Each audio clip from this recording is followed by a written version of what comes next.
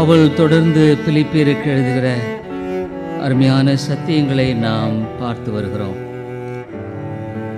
இந்த பிலிப்பு நிருபம் ஒரு விசேஷித்த நிருபம் என்று கூட சொல்லலாம். என்று கேட்டால் ஆவிக்குரிய பல அருமையான சத்தியங்களை பவுல் இதன் மூலமாக வெளிப்படுத்துகிறார். விதமாக பவுல் இந்த சபையை பார்த்து சொல்லுகிற அநேக காரியங்களை நாம் தொடர்ந்து கற்று வருகிறோம். இன்றைக்கு நாம் பார்க்கும்படியான ஒரு காரியமானது பவுல் எவ்விதமாக சிறைச்சாலையில் இருந்த பொழுது, போன வாரம் நம்ம பார்த்தோம், சிறைச்சாலையில் இந்த பவுலனுடைய இந்த நிலையை பார்த்து அநேகர் விசுவாசத்தில் தைரியம் கொண்டு சத்தியத்தை போதிப்பதை குறித்தும், சிலர் பவுலுடைய இந்த கஷ்டத்தை இன்னும் அதிகரிக்க வேண்டும் என்று சொல்லியும் சுவிசேஷத்தை பிரசங்கித்தவர்களை குறித்து பவுல் எழுதுகிறார். இதன் மத்தியில் பவுல் இந்த சுவிசேஷத்தை நல் மனதோடு பிரசங்கிக்கிறவர்களை குறித்து சந்தோஷப்படவும், அல்லது அவருக்கு உபத்திரவங்களை கூட்ட வேண்டும் என்று சொல்லி பிரசங்கிகளை குறித்து கோபப்படவும் செய்தாரா? இல்லை. சொல்கிறாரு, இது எல்லாமே சுவிசேஷம் பிரபல்யமாவதற்கு ஏதுவான ஒரு காரியமாக தேவன் அமைத்திருக்கிறார். ஆಮೇಲೆ நாம் இந்த கிருபையின் சத்தியத்தை குறித்து தெளிவாய் அறிந்து கொள்ளவில்லை என்றால் இந்த ஆவிக்குரிய வாழ்க்கை நாம் வெற்றியாய் வாழ முடியாது. இன்றைக்கு சீர்திருத்த சத்தியத்தை விசுவாசிக்கிறேன் என்று சொல்லுகிற 99% மக்கள் உண்மையாலுமே இந்த சத்தியத்தை சரியாய் அறிந்து வாழ்கிறவர்களாக இல்லை என்பதுதான் மிக வருத்தமான ஒரு காரியம். ஒருவேளை நீங்கள் கேட்கலாம், என்ன அப்படி நீங்கள் சொல்கிறீங்களே? அதனால இந்த சத்தியம் என்பது ஒரு முழுமையான ஒன்றாக அறிந்து கொள்ளவில்லை என்றால் இதில் நாம் தவறிழைக்க வாய்ப்பு உண்டு. இதை முழுமையாக அறிந்து கொள்ளாமல் போகும் பொழுது நம்முடைய வாழ்க்கையில் எல்லா சூழ்நிலையிலும், இன்பமாக இருக்கட்டும், துன்பமாக இருக்கட்டும், பாடாக இருக்கட்டும், ஆதாயமாக இருக்கட்டும், இது எல்லா சூழ்நிலைகளிலும் ஒரே சீரான ஓட்டம் என்பது இந்த சத்தியத்தை முழுமையாய் நாம் அறிந்து கொள்வதன் மூலமாக மாத்திரம்தான். நம்ம பைபிள் ஸ்கூலில் கூட நம்ம தொடர்ந்து நான் போதிக்கிற 30 பேருக்கு மேலாக தொடர்ந்து ஒவ்வொரு வெள்ளிக்கிழமை பல இடங்களிலிருந்து படிக்கிறார்கள். இந்த வேதம் 2 காரியங்களை போதிக்கிறது. ஒன்று, தேவன் சர்வ ஏகாதிபத்தியம் உள்ளவராக எல்லாவற்றையுமே இந்த உலகத்தில் அவர் என்ன நடக்கும் என்பதை துல்லியமாக நியமிச்சிட்டார். ஒரு சிறு அடைக்கலான் குருவி மரிப்பதையும், நான் எத்தனை முறை உட்காருவேன் எழுதுவேன் என்பதை குறித்தும், நான் இன்றைக்கு என்ன பிரசங்கிக்க போகிறேன் என்பதை குறித்தும், ஒருவேளை உயிரோடு இருந்தால் அடுத்த வாரம் என்ன பிரசங்கிப்பேன், எல்லாவற்றையும் ஆண்டவர் நிர்ணயிச்சிட்டார். உங்கள் வாழ்க்கையில் ஆண்டவர் அப்படித்தான் நிர்ணயிச்சிருக்கிறார். ஒருவேளை இந்த ஆத்மா நரகத்துக்கா அல்லது பரலோகத்துக்காங்கிறதையும் ஆண்டவர் தான் நியமிச்சிட்டார். இது கடவுள் என்பதை காட்டும்படியான அவருடைய சர்வேகாதிபத்தியம். அடுத்த இன்னொரு பகுதியும் இந்த வேதம் சொல்லுகிறது, மனிதன் முழுக்க முழுக்க உத்தரவாதி. அதாவது ஆண்டவரை தேட வேண்டியதனுடைய பொறுப்பு, ஆண்டவரை முழுமையாய் பின்பற்ற வேண்டியதனுடைய பொறுப்பு, உடைய கஷ்டத்தின் மத்தியிலும் நஷ்டத்தின் மத்தியிலும் ஆண்டவருக்கு ஏற்றவர்களாக வாழ்வது உன்னுடைய கடமை. ஆகவே உனக்கு முழுக்க முழுக்க 100க்கு 100 பொறுப்பு உண்டு. இல்லை ஆண்டவரே, எனக்கு அதனால் இதனால் முடியலைன்னு சொல்ல முடியாது. ஆகவே நீ ஒரு பொறுப்பாளி. தேவனை தேடுவதும் அவருடைய சபையை கனப்படுத்துவதும் உடைய கஷ்டத்தின் மத்தியில், நஷ்டத்தின் மத்தியில், போராட்டத்தின் மத்தியில் இந்த விசுவாசத்தை பிடித்து கொண்டு வாழ்வதும் உன்னுடைய கடமை. இதில் எந்த மாற்றமும் இல்லை. அப்போ இன்றைக்கு இந்த விசுவாசத்தை குறித்த சில காரியங்களை பவுல் இந்த சபைக்கு எழுதுகிறை மையமாக வைத்து உங்கள் மத்தியிலே சில காரியங்களை பேச விரும்புகிறேன். பவுல் இந்த மக்களை பார்த்து ஒன்று சொல்லுகிறார். 1 பிலிப்பியர் 1வது அதிகாரம் 27வது வசனத்தில் நடுவில் சொல்கிறாரு, இங்கே நான் வந்து உங்களை கண்டாலும் நான் வராமல் இருந்தாலும், ஒருவேளை நான் விடுவிக்கப்பட்டு உங்களை வந்து சந்திப்பேனோ சந்திக்க மாட்டேனோ எனக்கு தெரியாது. ஒருவேளை விடுவிக்கப்படுவேனானால் வந்து உங்களை சந்திப்பேன். விடுவிக்கப்படாமல் மரணத்தை சந்திக்க வேண்டுமானால் நான் உங்களை சந்திக்க வாய்ப்பு இருக்காது. நீங்கள் ஒரே ஆவியிலே உறுதியாய் நின்று ஒரே ஆத்துமாவினாலே சுவிசேஷத்தின் விசுவாசத்திற்காக கூட போராடுங்கள். அது சொல்கிறார், இந்த விசுவாசத்துக்காக போராடுங்க. அப்படின்னா இந்த விசுவாசத்துக்காக போராடுவது என்றால் என்ன? நான் விசுவாசத்துக்காக நான் போராடுவது என்றால் என்னுடைய வாழ்க்கையில் ஆண்டவர் என்ன எதிர்பார்க்கிறார்? நம்ம வாழ்க்கையில் எல்லாமே கஷ்டங்கள், பாடுகள், எதிர்பாராத வியாதிகள் இல்லை சந்திக்கிறோம். பல தேவைகள், பல பிரச்சனைகள், குடும்பத்தில் பல பிள்ளைகளின் பல காரியங்கள் எல்லாம் சந்தித்து தான் வர்றோம். இதில் யாருமே விதிவிலக்கு அல்ல. ஆனால் அதை நான் எவ்விதமாக சந்திக்கிறேன்? How to I meet this faith? இதுதான் ஒரு உண்மையான விசுவாசிக்கும் மத ரீதியாய் பின்பற்றுகிற ஒரு கிறிஸ்தவனுக்கும் உள்ள வித்தியாசம். உண்மையான விசுவாசி என்பவன் இந்த விசுவாசத்தின் அடிப்படையில் உங்களுக்கு காட்ட நான் விரும்புகிறேன். ஏன்னா ஆண்டவரை எல்லாருமே நம்ம பின்பற்றுகிறோம். ஆனால் எதன் அடிப்படையில் நான் பின்பற்றுகிறேன்? இன்றைக்கு பல மதங்கள் இருக்குது. அந்த மதங்களில் ஒவ்வொருவரும் அந்தந்த மதத்தின் விசுவாசத்தில் தான் வாழ்ந்து கொண்டிருக்கிறார்கள். நானும் ஒரு காலத்தில் அப்படி தான் வாழ்ந்தேன். என்னுடைய கடவுளை என்று சொல்லுகிற அதை நம்பும் பொழுது எனக்கு அவர் உதவி செய்வார் என்று நம்பி அதனிடத்தில் நான் வேண்டிக் கொண்டது உண்மைதான். ஆனால் அது ஒரு மத ரீதியான ஒரு நம்பிக்கை. இன்றைக்கு கிறிஸ்தவத்திலும் இந்த மத நம்பிக்கை இருக்கிறதா? இருக்கிறது. ஒருவேளை நான் எவ்விதமாக வாழுகிறேன், அதைத்தான் இன்னைக்கு நம்ம பார்க்க இருக்கிறோம். இந்த இடத்துல பவுல் என்ன விதமான விசுவாசத்தை குறித்து பேசுகிறார்? இந்த விசுவாசம் என்பது இங்கே 2 விதமான விசுவாசம் என்பது உண்டு. ஒன்று மத ரீதியாக கடவுளை, இயேசுவை நான் நம்புகிறேன். நான் ஒருவேளை இந்து மதத்திலிருந்து வந்தேன், இப்போ நான் கிறிஸ்தவ மதத்துக்கு மாறிட்டேன். அது எங்கள் அப்பா அம்மா கிறிஸ்தவ மதத்துக்கு மாறினதுனால நான் ஒரு கிறிஸ்தவனாக வாழுகிறேன். இப்படி சொல்லுகிற ஒரு மத ரீதியான மாற்றம் அது. இன்னொன்று மெய்யான விசுவாசம்.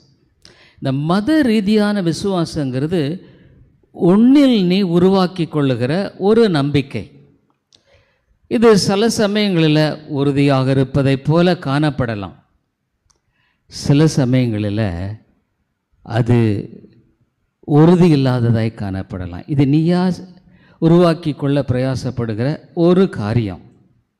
இப்போ ஒரு கஷ்டம் வந்துருச்சு, அப்போ நீ வந்து ஆண்டவரே இந்த கஷ்டம் என்ன நீங்கணும், எனக்கு இந்த பிரச்சனை திடீர்னு இப்படி வந்துருச்சே, நான் என்ன பண்ணுறது ஆண்டவரே, எனக்கு இந்த கஷ்டத்தை நீரும். இந்த ஒரு தேவை இருக்கிறது என்னுடைய குடும்பத்தில், என்னுடைய பிள்ளைகள் காரியமாக, என்னுடைய காரியமாக, இந்த காரியத்தில் எனக்கு நீர் உதவி செய்யும். நீ ஒருவேளை ஊக்கமாக கூட ஜெபிப்பாய், நல்ல அருமையாக ஜெபிப்பாய். அப்போது உனக்குள்ள இந்த கடவுள் எனக்கு எப்படியும் உதவி செய்வார், இந்த காரியத்தில் எனக்கு விடுதலை கூட, ஒரு பண தேவை, ஏதோ ஒன்று, ஒரு வியாதி. அப்போது ஆண்டவர் வந்து உனக்கு அந்த காரியத்தை செஞ்சிட்டாருன்னா நீ ரொம்ப சந்தோஷமாக இருப்ப. பரவாயில்ல, ஆண்டவர் எனக்கு இதை செஞ்சிட்டாரு. உன்னை கொஞ்ச நாள் பார்க்கும் பொழுது ஒரு நல்ல கிறிஸ்தவனை போல இருப்ப, ரொம்ப சந்தோஷமாக இருக்கும். ஆஹா, என்ன ஒரு அருமையான காரியம். அப்புறம் கொஞ்ச நாளைக்கு பின்னால் நீ திரும்ப அடுத்த பிரச்சனை வரும் பொழுது உன்னுடைய வாழ்க்கையில் நீ திரும்ப அதே விதமாக ஆண்டவரை நம்பி பார்ப்ப. ஒருவேளை இப்போ நடக்கலைன்னு வை, நீ ரொம்ப எதிர்பார்த்து ஜெபம் பண்ண நடக்கலை, உடனே உனக்குள்ள ஒரு சோர்வு, தளர்வு, உனக்குள்ள ஆண்டவரை நம்பி என்ன பண்ணுறது, இதை நம்ம இப்படி செஞ்சுருந்தா பரவாயில்லையே, அப்படி மாற்றி செய்யாமல் விட்டுட்டோமே, ஐயையோ இதில் நம்ம தப்பு பண்ணிட்டோம், இதில் நம்ம வந்து சரியாக செய்யாதது, நான் பெரிய தப்பு பண்ணிட்டேன், இனி இதை நான் என்ன பண்ணுறது, குழப்பம் அடைந்து உன்னுடைய வாழ்க்கையில் நீ வந்து மனம் சோர்ந்து போன இது மத ரீதியான ஒரு விசுவாசம். இது பொதுவாக எல்லாருடைய வாழ்க்கையில் காணப்படுகிற ஒரு விசுவாசம். இது மற்ற மதத்தில் இருப்பதை போன்ற ஒரு காரியம். இதுக்கு ஒரு உதாரணமாக நான் பார்க்குறேன். இப்போ ஆண்டவர் வந்து அவர் எருசலேமை நோக்கி போய்கொண்டிருக்கிறார். எருசலேமை நோக்கி போய்கொண்டிருக்கும் பொழுது 2 குருடர்கள் அங்கே வருகிறார்கள். ஆண்டவராக இயேசு கிறிஸ்துவினிடத்தில் வந்து அங்கே அவ்விதமாக அவர் போறார்னு தெரிஞ்ச உடனே கூப்பிடுறாங்க. 9வது அதிகாரத்தில் இயேசு அவ்விடம் விட்டு போகையில் 2 குருடர் அவர் பின்னே சென்று, தாவீதின் குமாரனே எங்களுக்கு இறங்கும் என்று கூப்பிட்டார்கள். சத்தம் போட்டு, தாவீதின் குமாரனே எங்களுக்கு இறங்கும். அப்போ 28 அவர் வீட்டிற்கு வந்த பின்பு அந்த குருடர் அவரிடத்தில் வந்தார்கள். இயேசு அவர்களை நோக்கி, இதை செய்ய எனக்கு வல்லமை உண்டென்று விசுவாசிக்கிறீர்களா என்று கேட்டார். அதற்கு அவர்கள், விசுவாசிக்கிறோம் ஆண்டவரே, நாங்கள் உங்களைத்தான் நம்பி இருக்கிறோம், நீங்கள் உங்களால் முடியும் ஆண்டவரே இந்த காரியத்தை.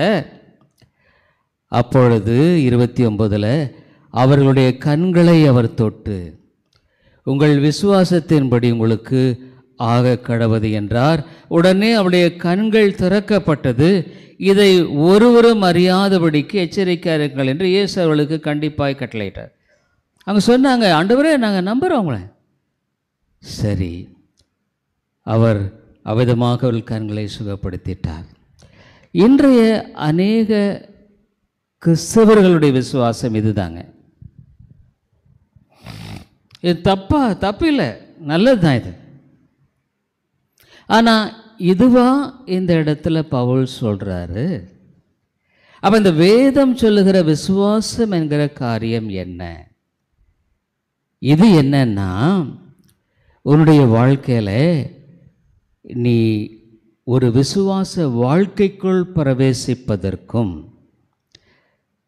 ஆண்டவரை உன்னுடைய தேவைகளுக்காக விசுவாசிப்பதற்கும் முற்றிலும் மாறுபட்ட ஒரு காரியம் அது. நீ ஆண்டவர் உன்னுடைய கஷ்டத்துக்காக, உன்னுடைய ஒரு வேலை, என்னுடைய பிள்ளைகளுடைய காரியம், அவங்களுடைய திருமணம், அவங்களுடைய வேலை, அவங்களுடைய படிப்பு, இந்த காரியத்துக்காக, அல்லது உன்னுடைய வாழ்க்கையில் ஏதோ பல காரியங்கள் இருக்கலாம், நீ ஜெபம் பண்ணுற, ஆல் ரைட், இது ஒரு தற்காலிக விசுவாசம். ஆனால் ஆண்டவர் சொல்கிறது நிரந்தர விசுவாசம். அதாவது நீ விசுவாச வாழ்க்கைக்குள் பிரவேசிச்சிடுற. நீ அதுக்கு முன்னால் ஆண்டவரை ஒருவேளை பெயர் கிறிஸ்தவனாக இருந்திருக்கலாம். சில காரியங்களுக்காக நம்ம இன்றைக்கு பெயர் கிறிஸ்தவர்கள் மத்தியில் அதைத்தான் நம்ம பார்க்குறோம். இது எப்படி தெரியுங்க? இது உங்கள் வாழ்க்கையின் மூலமாக தெரியும். நீங்கள் பேசுகிறதுல தெரியும், நடக்கிறதுல தெரியும், உங்களுடைய வாழ்க்கையினுடைய செயலில் தெரியும். இப்போ பொதுவாக இந்த சோதனைன்னு இருக்கு இல்லைங்களா, எல்லாத்துக்குமே சோதனை வருது இல்லை? சோதனை இல்லாத மனுஷனே கிடையாது. எல்லாத்துக்கும் சோதனை வருது. இந்த சோதனை என்பது 3 விதங்களில் வருகிறது. இந்த பைபிளை பார்க்கும் பொழுது 3 விதமான சோதனைகளை இந்த வேதமானது சொல்லுகிறது. முதலாவது சோதனை என்னன்னா, ஆண்டவரே சில சமயங்களில் நம்மை சோதிக்கிறார். ஆமாம், கர்த்தரே நம்மை சோதிக்கிறார். அது ஒரு விதமான சோதனை.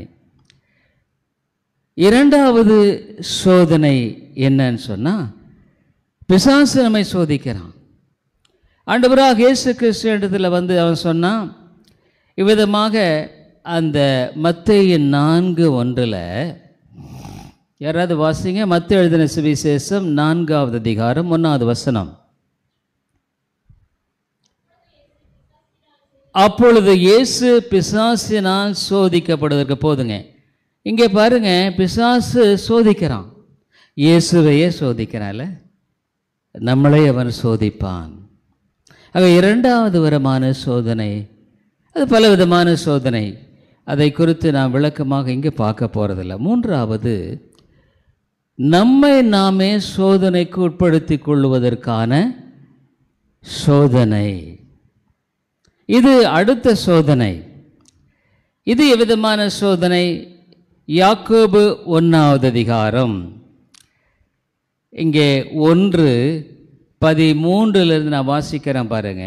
யாக்கோபு 1:13-15, சோதிக்கப்படுகிற எவனும் நான் தேவனால் சோதிக்கப்படுகிறேன் என்று சொல்லாதிருப்பானாக. தேவன் பொல்லாங்கினால் சோதிக்கப்படுகிறவர் அல்ல. தப்பான வழியில் அவர் சோதிக்கவே மாட்டார். உன்னுடைய விசுவாசத்தை உறுதிப்படுத்தும்படியாக சோதிப்பார். அதுவும் கூட அபூர்வம்தான். ஆனால் இது என்ன விதமான சோதனை? அவனவன் தன் தன் சுய இச்சையினாலே இழுக்கப்பட்டு சிக்குண்டு சோதிக்கப்படுகிறான். இவன் தானாகவே ஒரு காரியத்தை விரும்புகிறான். இதை நம்ம செஞ்சிட்டா பரவாயில்ல, இதை எப்படி ஆகலும் செஞ்சிடணும், இதை விட்டுறக்கூடாது.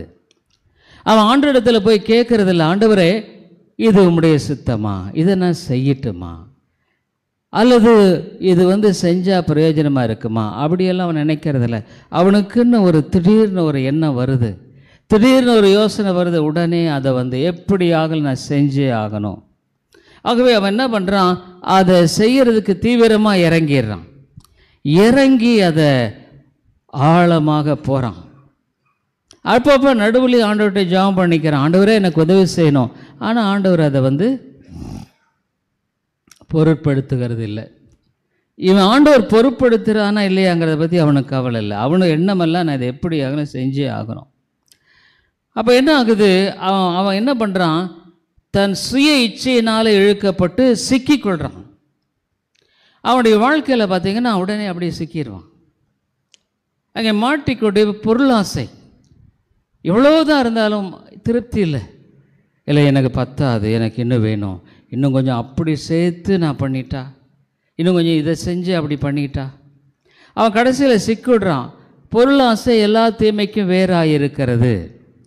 போய் சிக்கின பின்னால் அங்கே அவன் சோதனை அங்கே அட்டாக் ஆகுது. அவன் அடடே இதை செய்யாமல் இருந்ததா பரவாயில்லையே அப்படின்னு அவன் எண்ணும் பொழுது நல்லா சிக்கிட்டான் அவன். இப்போ ஆண்டவரிடத்தில் ஜெபம் பண்ணால் கூட ஆண்டவர் அதிகமாக அவனை அங்கே சரிப்பா நீ உன்னுடைய காரியத்தை முடி. அந்த 15 பின்பு இச்சையானது கற்பந்தரித்து பாவத்தை பிறப்பிக்கும், பாவம் பூரணமாக மரணத்தை பிறப்பிக்கும். அடுத்தது அவன் என்ன பண்ணுவான்? பாவ வழி. பாவம்னா என்னன்னு சொல்ல தெரியுங்களா? விசுவாசம்னா, விசுவாசம் இல்லாத எல்லாமே பாவம்தானா. உன்னுடைய வாழ்க்கையில் விசுவாசத்தின் அடிப்படையில் நீ எது செய்யலைன்னாலும் அது பாவம்தான். என்னங்க இது வித்தியாசமாக இருக்க இல்லை? நீ விசுவாசத்தின் அடிப்படையில் நீ எதை வேணாலும் சாதிச்சுக்கோ, ரைட். ஆனால் ஆண்டவருடைய பார்வையில் அது பாவம்.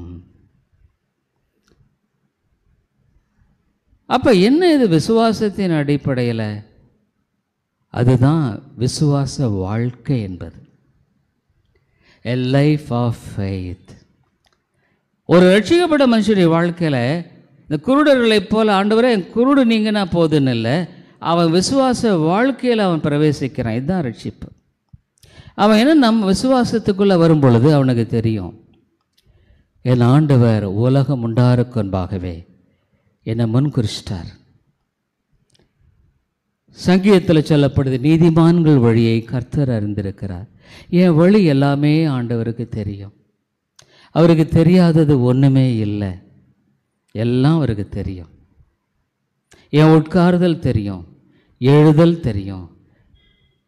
கற்பத்துக்கு முன்னால் எரேமியா சொன்னார், அப்போ அவன் கற்பாகிறதுக்கு முன்னாலே உன்னை நான் தீர்க்கதரிசியாக நியமிச்சிட்டேன்ட்டார். வர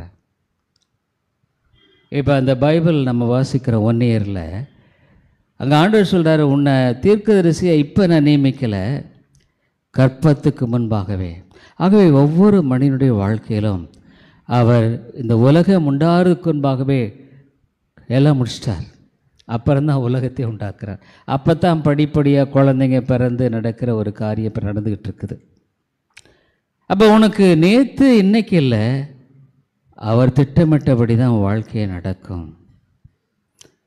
இது விதி அல்ல. நான் ஏற்கனவே சொன்னேன், விதிங்கிறது இதில் எனக்கு தலையெழுத்து, அவ்வளோதான், நான் இப்படி தான் கஷ்டப்படணும் அப்படின்னு கடவுள் நியமிச்சார். ஆனால் அது அல்ல, இது விதி அல்ல.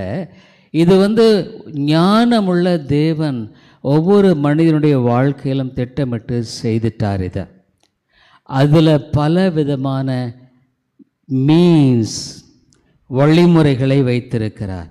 இப்போ நீ கஷ்டத்தில் இருக்கும் பொழுது நீ ஜெபிக்கிற, ஆண்டவரே இந்த கஷ்டத்தில் எனக்கு உதவி செய்யும், நீர் அனுமதிக்காமல் என் வாழ்க்கையில் இது நேரிடல் ஆண்டவரே, ஆனால் ஏதோ ஒரு நோக்கத்துக்காகத்தான் இதை செஞ்சிட்டீரு, அதனால் எனக்கு உதவி செய்யும்.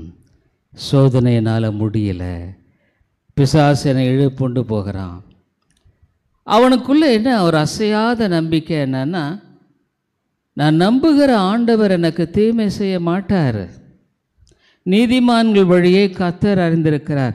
அவர் உள்ளங்கைகளை என்னை முழுக்க வரைஞ்சிட்டார். அவருக்கு தெரியும் எனக்கு இந்த பிரச்சனை வருமா, வரும்னு தெரியும். அவருக்கு தெரியாமல் இல்லை, இது கண்டிப்பாக தெரியும். ஆண்டவர் அறியாதவர்கள் என்ன பண்ணுவாங்க, ஐயோ ஏன் எனக்கு இந்த பிரச்சனை, நல்லா போயிட்டுருக்கும்போது சந்தோஷமாக இருக்கும், ஆனால் கொஞ்சம் கஷ்டம் வந்துருச்சுன்னா ஏன் எனக்கு ஆண்டவர் இந்த பிரச்சனையை கொடுத்துட்டாரு. கொஞ்சம் ஆண்டவர் அறியாத என்ன பண்ணுறாங்க, இந்த ஆண்டவருக்கு கண் இல்லையா, காது இல்லையா, இல்லை அருமையாலே. அது மத ரீதியாக இயேசுவை பின்பற்றுகிற காரியம். ஆனால் ஒரு விசுவாச வாழ்க்கைக்குள்ளே நீ பிரவேசிட்டேன்னா அது வேற. போன வாரம் எனக்கு சுகர் 30 வருஷமாக இருக்குது. நான் என்ன பண்ணேன், இங்கே நம்ம ஒரு ஐ ஹாஸ்பிட்டலில் போய் சும்மா பீரியாடிக்கலாக ஒரு செக்கப் பண்ணலாமே, ரொம்ப நாள் ஆகிப்போச்சு அப்படின்னுட்டு நான் போன உடனே அங்கே செக் பண்ணிவிட்டு அவங்க சொல்லிட்டாங்க, 2 கண்ணில் கேட்ராக்டுங்கிறது அந்த இது லென்ஸு திக்காருது. அதோடு இல்லை, உங்கள் ரைட் கண்ணில் கிளாக்கோமா அப்படின்ற வியாதி, அதாவது கண் இரத்த அழுத்தம். உங்களுக்கு ஏற்கனவே 33% ரைட் சைடில் பார்வை போயிடுச்சு, பார்ஷியல் பிளைண்ட்னஸ். உங்களுக்கு இருக்கிறது இப்போ 67% தான் இருக்குது. இதையும் நீங்கள் தக்க வச்சுக்கணுன்னா இதுக்கு ட்ரீட்மெண்ட் எடுக்கணும், ட்ராப்ஸ் விட்டு பாதுகாப்பாக இருக்கணும், இல்லைன்னா அதுவும் போயிடும். நான் அதுக்கு முந்தின வாரம் தான் அந்த ஹாஸ்பிட்டல் போயிருந்தப்போ நான் அங்கே வேறு ஒருத்தருக்காக போயிருந்தேன். அங்கே உட்காந்து அந்த கிளாக்கோமா பார்க்கும் பொழுது இதெல்லாம் நமக்கு எங்கே வரப்போகுது, சுகருக்கே அப்படி தான் நான் நினச்சேன், சர்க்கரை வியாதி எனக்கு வரணும்னு நினச்சதே கிடையாது. அப்போ நான் ஒரு 15-20 ஒரு மாதம் இருக்கும், இதெல்லாம் நமக்கு தேவையில்லைன்னு நினச்சேன். ஆனால் இன்றைக்கி பாருங்கள், ஆண்டவர் இதை அனுமதித்திருக்கிறார். அதனால் இனிமேல் இந்த கண்ணை பாதுகாத்து, இல்லைன்னா இது பார்ஷியல் பிளைண்ட்னஸ் தான். 3 ஒரு பங்கு போயிடுச்சு, 2 ஒரு 3 பங்கு நீங்கள் பாதுகாத்து கொள்ளணும். ட்ராப்ஸ் போடணும், லைஃப் லாங் போடணும். ட்ராப்ஸில் கூட ஒரு மருந்து பத்தலைன்னா பிபி மாதிரி தான், இது 2 மருந்து போடணும். இல்லைன்னா ஒரு ட்ரபக்லாஸ்டமின்னு ஒரு ஆப்ரேஷன் இருக்குது.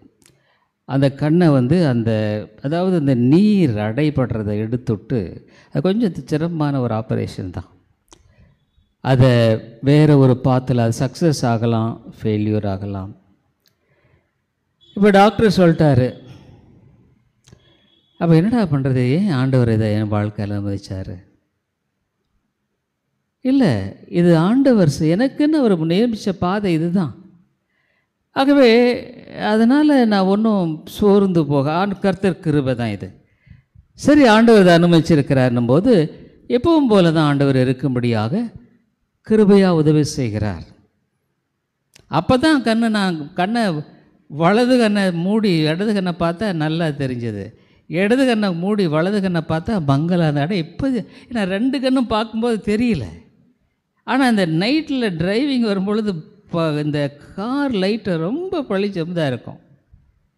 அதுமாதிரி கர்த்தர் நம்முடைய வாழ்க்கையில் சில காரியங்களை அனுமதிக்கும் பொழுது அதை நம்ம எப்படி ஏற்றுக்கொள்ளுகிறோங்கிறது தான் விசுவாசம். ஆபிரகாமை ஆண்டவர் அழகான ஒரு குழந்தையை கொடுத்துட்டு, இங்கே ஆண்டவரை ஒரு நாள் கூப்பிடுறாரு ஆபிரகாமை. ஆதியாகமம் புத்தகத்தில் பார்க்குறோம். ஆதியாகமம் இங்கே 22வது அதிகாரம் 1வது வசனம். இந்த காரியங்கள் நடந்த பின்பு கர்த்தர் ஆபிரகாமை சோதிக்கிறார். அவர் சொல்கிறாரு, எப்படி எனில் அவர் அவனை நோக்கி ஆபிரகாமே என்றார். அதற்கு அவன் இதோ அடியேன் என்றான். அப்பொழுது அவர் உன் புத்திரனும் உன் ஏகசுதனும் உன் நேசகுமாரனுமாகிய ஈசாக்கை நீ இப்பொழுது அழைத்து கொண்டு மோரியா தேசத்துக்கு போய் அங்கே நான் உனக்கு குறிக்கும் மலைகள் ஒன்றின் மேல் அவனை தகன பலியாக பலியிடு என்றார். ஆண்டவர் சொன்னார், ஆபிரகாம் உனக்கு ஒரே ஒரு பையன் கொடுத்தன்ல, ஏகசுதன் உன் நேசகுமாரன். ஆபிரகாமுக்கு இவன் எவ்வளோ அருமையானவன் ஆண்டவர் தெரியாதா? அதனால தான் சொல்கிறார், அப்பா உன்னுடைய மகன்தான், உன்னுடைய ஏகசுதன் ஒரே ஒரு பையன்தான், உனக்கு அடுத்தது நேசகுமாரன், நீ கொண்டு போய் அவனை தகன பலியாக பலியிடு. அப்போ 2 விதமாக இவன் யோசிக்கலாம். இல்லை, ஏன் ஆண்டவர் பேசாமல் இந்த குழந்தைய கொடுக்காம இருந்திருக்கலாமே? ஏன் இப்படி கொடுத்துட்டு என்னை சோதிக்கிறாரு? பேசாமல் கொடுக்காமல் இருந்தால் கூட எனக்கு பரவாயில்லையே, இப்போ கொடுத்துட்டு இந்த பிரச்சனையா? நிறைய சமயத்தில் நம்முடைய வாழ்க்கையில் அப்படி தான் நம்ம சொல்கிறோம். ஏன் ஆண்டவர் கொடுக்கணும், கொடுக்காமல் இருந்திருந்தா பரவாயில்லையே? ஆபிரகாம் அப்படியே சொன்னாங்க. இதுதான் லைஃப் ஆஃப் ஃபெய்த். இது விசுவாச வாழ்க்கை. இந்த விசுவாச வாழ்க்கை உன்னுடைய வாழ்க்கையில் எல்லாவற்றிலுமே பிரதிபலிக்கும். உன்னுடைய வாழ்க்கையினுடைய தீர்மானத்தில் பிரதிபலிக்கும். உன்னுடைய வாழ்க்கையில் நீ எழும்பொழுதும் அதுதான் உனக்கு மனசில் இருக்கும். போகும் பொழுது, வரும் பொழுது, சிந்திக்கும் போது, நடக்கும்போது, சோதனை வரும்போது, சோதனை இல்லாத பொழுது, நல்லா இருக்கும் பொழுது, நல்லா இல்லாத இருக்கும்போது, எல்லாத்துலேயும் உன் வாழ்க்கையில் அந்த விசுவாச சிந்தனை தான் உனக்குள்ளே இருக்கும். அதுதான் ரட்சிக்கப்பட்ட வாழ்க்கை. அதுதான் ஆண்டவருக்கென்று ஒப்பு கொடுத்த வாழ்க்கை. அவங்க தான் பரலோக ராஜ்யம் போவார்கள். பவுல் சொல்றாரு, இனி நான் அல்ல கிறிஸ்துவை, இனி நான் அல்ல, என்னுடைய வழி இல்லை, என்னுடைய சித்தம் இல்லை, அவருடைய வழி கிறிஸ்து. இல்லை, உன்னுடைய விசுவாசங்கிறது நீ தப்பாக கூட கணக்கு போட்டிருக்கலாம். ஆனால் நீ ரொம்ப யோசிக்கணும். ஏன்னா உன்னுடைய ஆத்மாவுக்கு பொருத்தமானது. இன்றைக்கி எவ்வளோ கஷ்ட நஷ்டம் வருது, எப்படியோ கடந்து போயிடறன்னு வைங்க, எப்படியோ உருட்டி இருட்டி அடுத்த நாள் அடுத்த சோதனை அப்படி போகிற. ஆனால் நீ எங்கே போக போகிற? நீ ஆண்டவருக்கு உன் வாழ்க்கையை 100% ஒப்பு கொடுத்திருக்கிறையா? இல்லை கொஞ்சம் இன்னும் சில காரியங்களெல்லாம் எனக்கு இல்லை. ஏங்க மனுஷன் திடீர்னு விசுவாசிக்கிறவன் பதறான்? ஆனால் ஏன் நிறைய பேர் பதறாங்க? ஐயோ எனக்கு ஏன் இப்படி வந்தது, ஏன் இப்படி ஆச்சு, இப்படி ஏன் குடும்பத்தில் சண்டை, ஒரு சின்ன காரியம் இருக்கும், அதுக்கு ஒரு பெரிய போராட்டம். கொஞ்சம் பொறுத்து போகக்கூடாதா? அதை விளையங்குள்ள போகக்கூடாதா? சரி, மனைவியோ கணவனோ அவங்க தெரியாமல் தான் பேசுகிறாங்க, அவங்களுக்கு விசுவாசம் இல்லை, ஆகவே நீ விசுவாசியாக இருந்தால் அதை ஞானமாக கையாள உனக்கு தெரியாதா? அல்லது உன்னுடைய மனைவியோ கணவனோ விசுவாசத்துக்கு அல்லாத காரியங்களை சொல்லும் பொழுது நீ பொறுமையாக இல்லைங்க, அல்லது இல்லை, இது விசுவாச வாழ்க்கைக்குரிய காரியம் இல்லை, இதில் ஆண்டவர் உதவி செய்ய மாட்டார்னு உன்னால் சொல்ல தெரியாதா? அப்போ நீ எங்கே இருக்கிற? அப்போ நீ ஒரு மத ரீதியாக ஆண்டவரை பின்பற்றுகிற விசுவாசத்தை கொண்டிருக்கிறையா, அல்லது வாழ்க்கையை ஒப்பு கொடுத்த விசுவாசம் முன்னில் இருக்குதா? எப்படி தெரியும்னா வாழ்க்கை மூலம் தான் தெரியும். நீ பேசுகிற பேச்சு, நடத்த உன்னுடைய சிந்தை, இதில் தான் தெரியும். வேறு எதில் தெரியும்?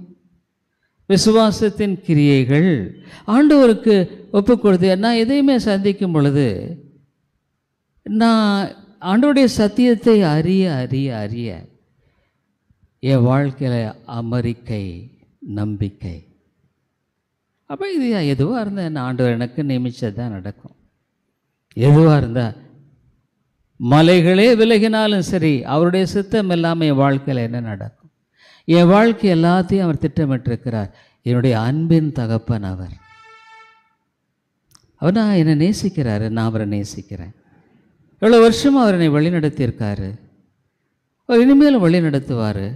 எல்லாம் நல்லா இருக்கும்போது நான் சந்தோஷமாக, கஷ்டம் வந்த உடனே நான் வேறு மாலாக மாறிட்டேன்னா அது எப்படிங்க விசுவாசம்னு சொல்ல முடியும்?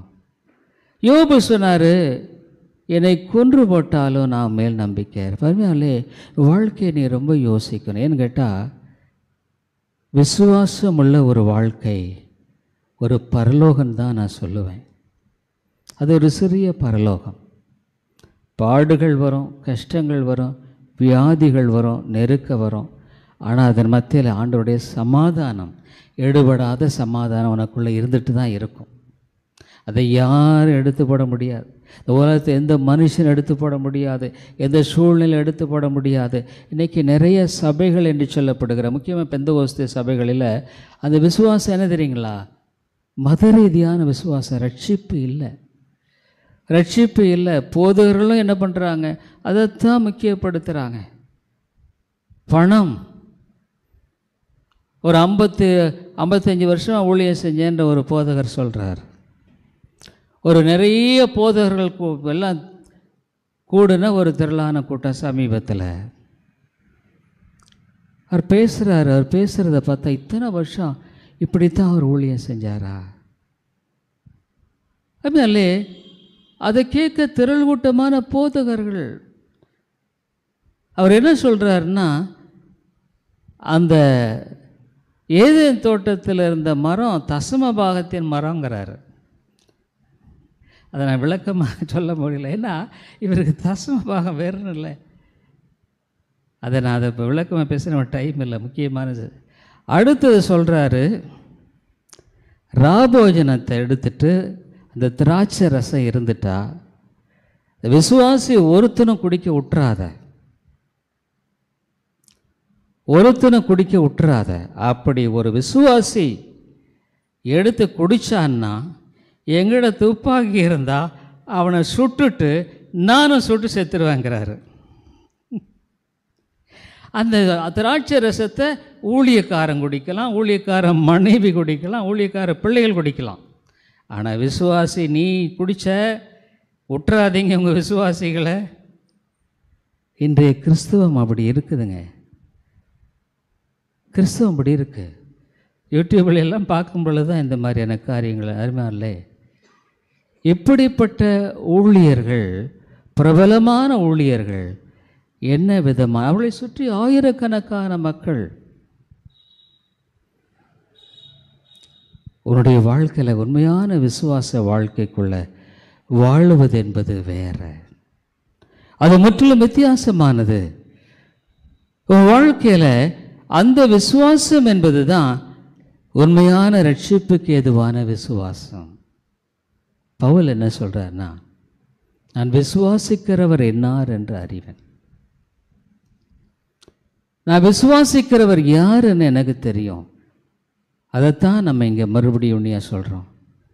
அருமையான சௌர்ணேஸ்வரியே, நீ விசுவாச வாழ்க்கை வாழறையா அல்லது விசுவாசிக்கிறேன்னு சொல்லி மத ரீதியான விசுவாசத்தில் வாழ்ந்து கொண்டிருக்கிறையா? விசுவாச வாழ்க்கை வாழுகிறவர்கள் மோட்ச ராஜ்யத்துக்குள்ளே போவாங்க. விசுவாசிக்கிறேன்னு சொல்லி அவ்வப்பொழுது வாழுகிற அந்த விசுவாச வாழ்க்கை முறை அவர்கள் ஆண்டவரை உண்மையாக அறியலை, ஆண்டவர் அவர்களை அறியவில்லை. அதனால தான் உங்களை அறியேன்னு சொல்லிட்டாரு. உன்னுடைய வாழ்க்கையை நீ யோசிக்கணுங்க. ஏன்னா நீ ஒருவேளை பிறக்கும்போதே கிறிஸ்தவனாக பிறந்திருக்கலாம். ஆனால் எந்த விதத்திலும் உன்னுடைய வாழ்க்கையில் அது உன்னை கிறிஸ்தவனாக அங்கீகரிக்காத வேதம். உடைய நடுவில் ஒரு மத ரீதியாக மாறி இருக்கலாம். ஆனால் விசுவாச வாழ்க்கைக்குள்ளே நீ பிரவேசிக்கலைன்னா இந்த வேதம் உன்னை அங்கீகரிக்கவில்லை. ஆபிரகாம் இடத்தில் ஆண்டவர் சொன்னார், ஆபிரகாமே, உன்னுடைய குமாரனை நீ பலி செலுத்துன்னு சொன்ன உடனே அவனுடைய பேச்சு அவன் உண்மையான விசுவாச வாழ்க்கைக்குள்ள பிரவேசிச்சிட்டானா இல்லையாங்கிறத காமிக்கிறது. ஆண்டவர் சொல்லிட்டாரு, நீ அவனை தகன பலியிட வேண்டும். அப்போ ஆபிரகாம் என்ன பண்ணுறான்? உடனே அவன் 3வது ஆதியாகமம் 22:3 யாராவது வாசிங்களே.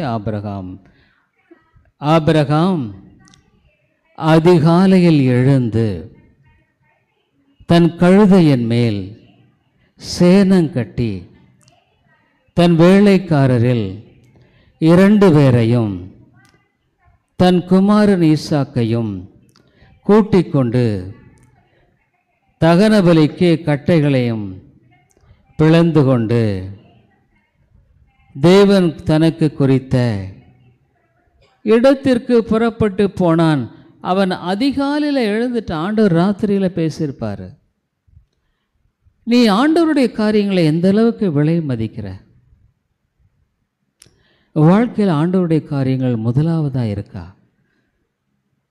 இல்லை பரவாயில்ல, கொஞ்ச நேரம் போனால் பரவாயில்ல, ஞாயிற்றுக்கிழமை காலையில் போயிட்டு முடிஞ்சது, புதன்கிழமை அதெல்லாம் இருக்கட்டும், நமக்கு நிறைய வேலை இருக்குது, எனக்கு அந்த காரியம் இருக்குது. அல்லது புதன்கிழமை நம்ம ஆன்லைனில் போடுறோம், உனக்கு வேலையே வரவே முடியல, இன்றைக்கி பாஸ்டர் என்ன பேசினார் சத்தியத்தை நீ பார்க்குறியா? நிறைய பேருக்கு புதன்கிழமை ஞாபகம் இருக்கிறது இல்லையே. அப்போ அது என்ன பக்தி? அது என்ன பக்தியாக இருக்க முடியும்? நீங்களே சொல்லுங்கள் பார்க்கல. நான் ஒன்றும் பெருசாக அவங்கள நான் இதில் அது என்ன பக்தின்னு கேட்குறேன். அப்போ அதிகாலையில் எழுந்து ஆபிரகாம் புறப்பட்டு போகிறான். அவங்களே உன்னை பற்றி நான் இது ஒரு சிரிக்கலாம், ஆனால் வாழ்க்கை எங்கே போகுதுன்னு நினைக்கும் போது நான் பயப்படுறேன். உங்களை இவ்வளோ காலமாக நீ ஆண்டு உட்காந்து சத்தியத்தை வாரம் கேட்டு நரகத்துக்கு போயிட்டீனா? நீ நினைக்கிற நான் எப்படி மோட்சம் போயிடுவேன்? எப்படியா போக முடியும்? எப்படி நீ போயிடுவேன்னு நினைக்கிறது? அது வேதம் சொல்லலையே. நான் போகிற என்னிடத்தை அறிந்திருக்கிறேன். அதனாலே உன்னுடைய வாழ்க்கையில் இன்னொன்று சொல்கிறேன், விசுவாச வாழ்க்கை அல்லாத ஒரு வாழ்க்கை ஒரு சிறிய நரகம்தான். விசுவாச வாழ்க்கை வாழுகிறது என்பது ஒரு சிறிய பரலோகம். விசுவாச வாழ்க்கையில் வாழாத ஒரு வாழ்க்கை ஒரு சிறிய நரகம்தான். திடீர்னு உன் குடும்பத்தில் ஒரு பூசல் கிளம்பும், திடீர்னு ஒரு பிரச்சனை, உடனே நீ குழம்புற, ஏன் எனக்கு இப்படி இது அது இது மாறி போகிறோம். ஆனால் நரக ஆக்கினை மாறாது, அதுக்கு முடிவே இல்லை. இந்த உலகத்தில் ஒரு நாள் நம்ம செத்துருவோன்ற நம்பிக்கை இருக்கு, ஆனால் நித்தியத்தில் சாவே கிடையாது. நீ 30,000 இல்லை, 1,00,000, 1,00,00,000 வருஷமும் அதிலேயே தான் இருக்கணும். இது நித்திய ஆக்கினை. அதுமாதிரி அப்போ வாழ்க்கையில் எவ்வளவு ஆவிக்குரிய ஜாக்கிரதை இருக்கணும் இல்லை? இவ்வளோ பெரிதான ரட்சிப்பை குறித்து நீ எந்த கவலையும் இல்லாமல் வாழ்ந்துட்டுருக்கிற. நீ சொல்கிற நான் ரட்சிக்கப்பட்டேங்கிற, எதனால் ரட்சிக்கப்பட்டிருக்கீங்கன்னு சொல்லுங்கன்னு சொன்னால், இல்லைங்க நான் ரட்சிக்கப்பட்டிருக்கேங்கிற. யாருடைய வாழ்க்கை விசுவாசம்? உன் மனைவி உன்னை ரட்சிக்க மாட்டாங்க, கணவன் ரட்சிக்க மாட்டாங்க, பிள்ளை ரட்சிக்க மாட்டாங்க. உன் மனைவி ரட்சிக்கப்படுவாளே தெரியாது, உன் கணவன் ரட்சிக்கப்படுவானே தெரியாது. பைபிள் என்ன சொல்லுது? மனைவி பார்த்து, உன் மனைவியை நீ ரட்சிப்பாயோ ரட்சிக்க மாட்டாயோ, உன் பிள்ளைகளை ரட்சிப்பாயோ ரட்சிக்க மாட்டாயோ தெரியாது. சாமுவேலின் பிள்ளைகள் பரிதானம் வாங்குற மாறிட்டாங்க. அநேக போதகர்களே ரட்சிக்கப்படலை தெரியுங்களா? போதகர்கள் அநேக சீர்திருத்த விசுவாசின்னு சொல்கிறவங்க ரட்சிக்கப்படலை தெரியுங்களா? சத்தியம் தெரிஞ்சால் போதுமா? வாழ்க்கையில் அது பேச வேண்டாமா? வாழ்க்கையில் பேசலைன்னா நீ எப்படி சத்தியத்தை விளங்க பண்ணுவ? ஏங்க உன்னை குறித்து யாராவது சொன்னால் உடனே உனக்குள்ளே அதே பகை இருக்குது, அதே பொறாமை இருக்குது இல்லை? அதே குணம்தான் இருக்குது. நான் சொல்கிறதுல தப்பு இல்லைன்னு தான் நான் நினைக்கிறேன். ஏன்னா சத்தியத்தை நான் சத்தியமாக உனக்கு சொல்லணும். உன்னை போய் நீ ஒரு அழகான அருமையான விசுவாசின்னு சொன்னால் அது உன்னை நான் ரெட்டிப்பாக்கிற முடியும்.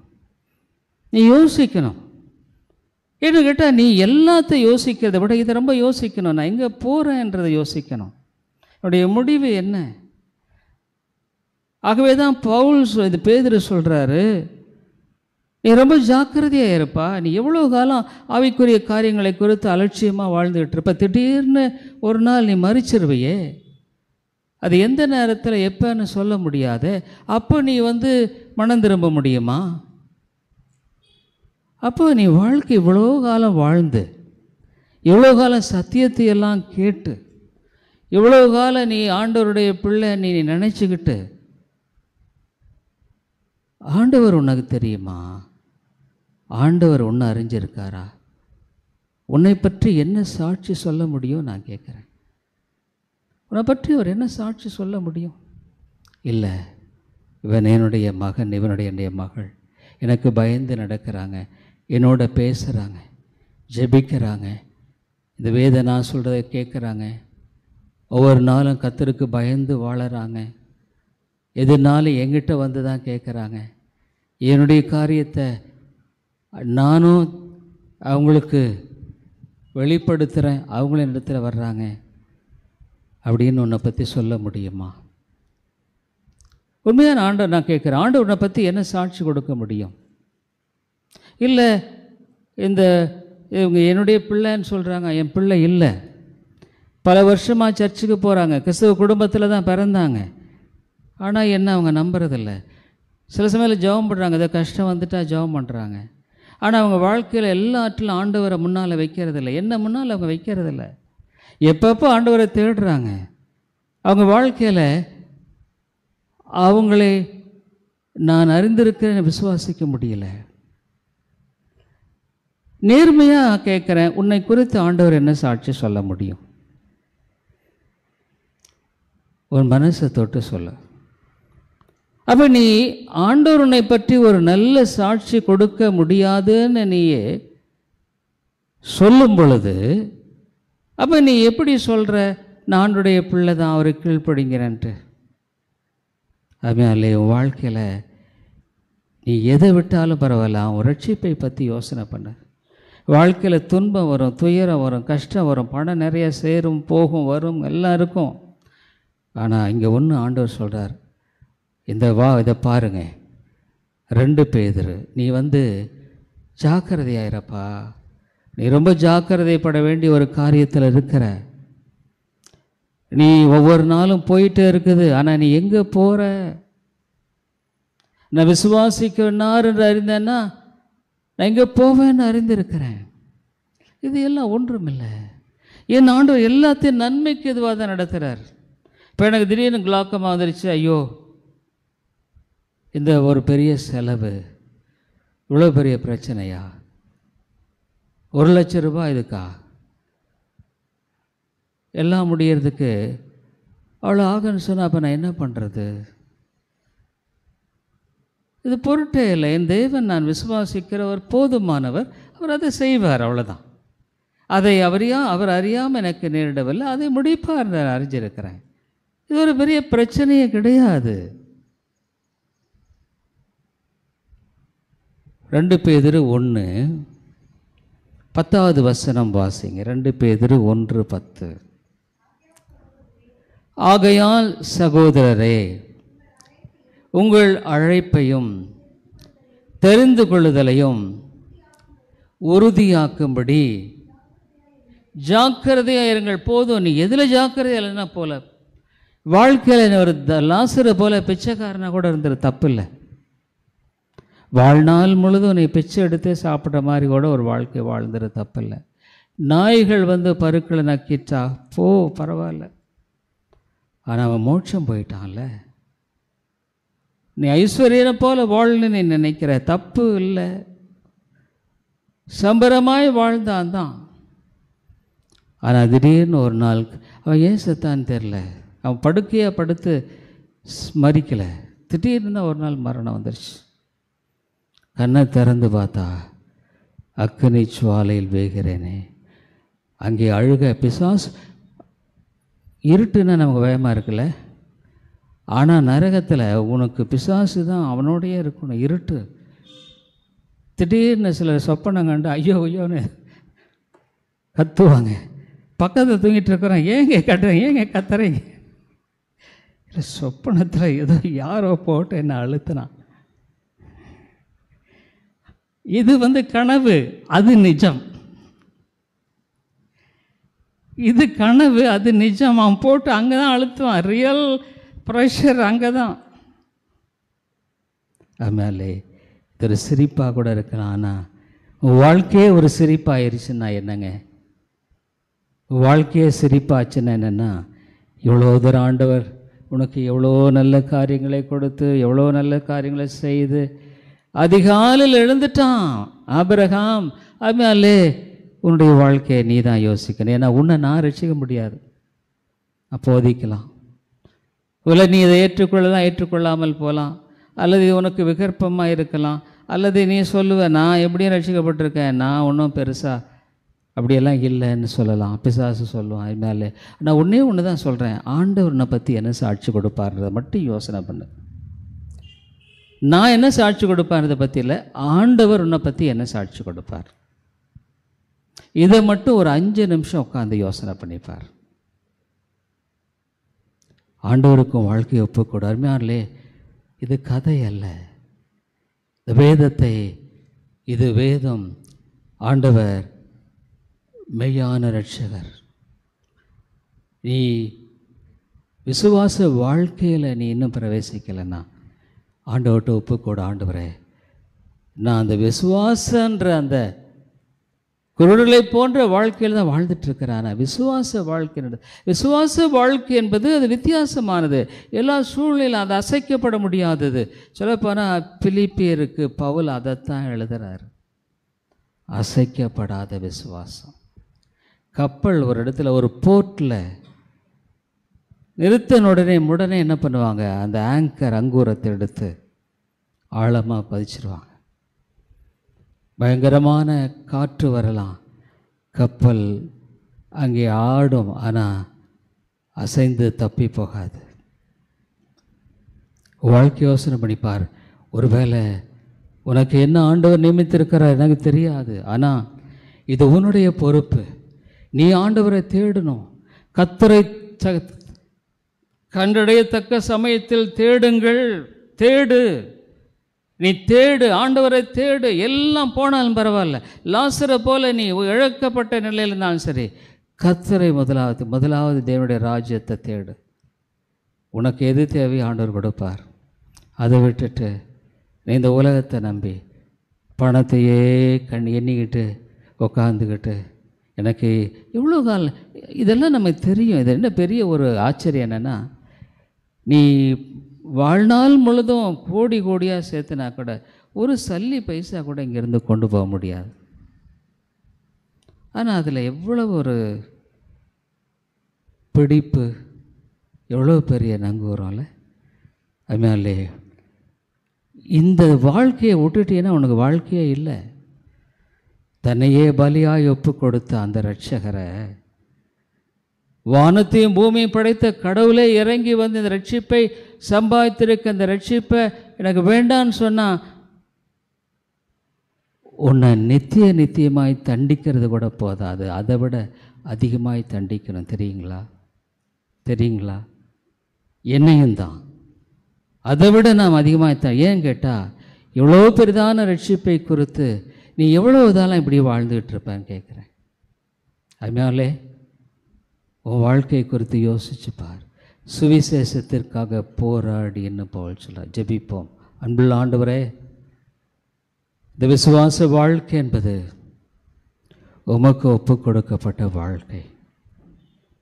ஆனால் ஆண்டவரே, நீர் ஒருவர் தான் ஒரு மனுஷனுடைய கண்களை திறக்க முடியும். நீ ஒருவர் தான் ஒரு மனிதன் தன்னுடைய வாழ்க்கையில் விசுவாச வாழ்க்கையில் பிரவேசிக்கும்படியான ஒரு உண்மையான விசுவாசத்தை கொடுக்க முடியும். ஆவியானவரே பேசும். இயேசுவின் நாமத்தில் ஜெபிக்கிறோம் எங்கள் நல்ல பிதாவே.